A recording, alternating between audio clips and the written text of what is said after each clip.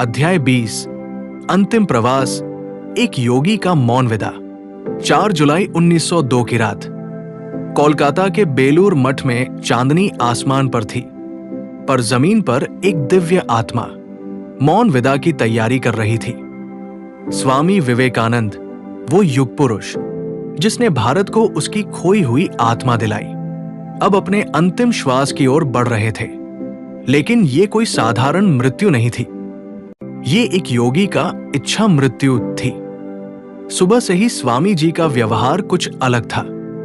उन्होंने ब्रह्मचर्य और योग पर गहन चर्चा की। अपने शिष्यों से कहा, अब मुझे बहुत दूर जाना है, पर चिंता न करो, मैं कार्यों में जीवित रहूंगा। उन्होंने बेलूर मठ की पुस्तकालय में कुछ घंटे बिताए, वो पुस्तकालय जो उन्होंने खुद डिजाइन किया था। दोपहर में उन्होंने एक खास साधना की, महासमाधि की। शाम के समय उन्होंने एकांत में जाकर ध्यान लगाया। शिष्यों ने देखा, उनका चेहरा चमक रहा था, मानो कोई आंतरिक प्रकाश पूरे कमरे में फैल रहा हो। रात्रि 9 बजे के लगभग स्वामी विवेकानंद ध्यान की अवस्था में थे, और फिर मौन, उनकी सांसें थम चुकी थी। कोई कराह नहीं, कोई पीड़ा नहीं।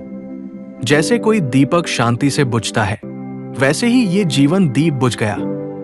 उनका पार्थिव शरीर देखकर डॉक्टर हैरान रह गए। उनकी मृत्यु के समय खोपड़ी की एक छोटी हड्डी, ब्रह्मरंध्र, फट गई थी। योगशास्त्र में कहा जाता है, जब कोई योगी ब्रह्मरंध्र के माध्यम से शरीर त्यागता है, तब उसे महासमाधि कहा जाता है। यह घटना सिर्फ शास्त्रों में पढ़ी जाती थी, पर स्वामी विवेकानंद ने उसे साक्षात कर दिखाया। उनका अंतिम संस्कार गंगा किनारे उसी स्थान पर हुआ जहां उन्होंने कहा था, यह मेरी समाधि का स्थान होगा।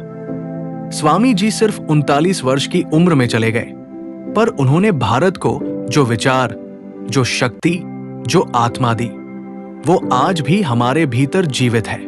I shall not live to be 40। उन्होंने भविष्यवाणी की थी और वो सत्य हुई।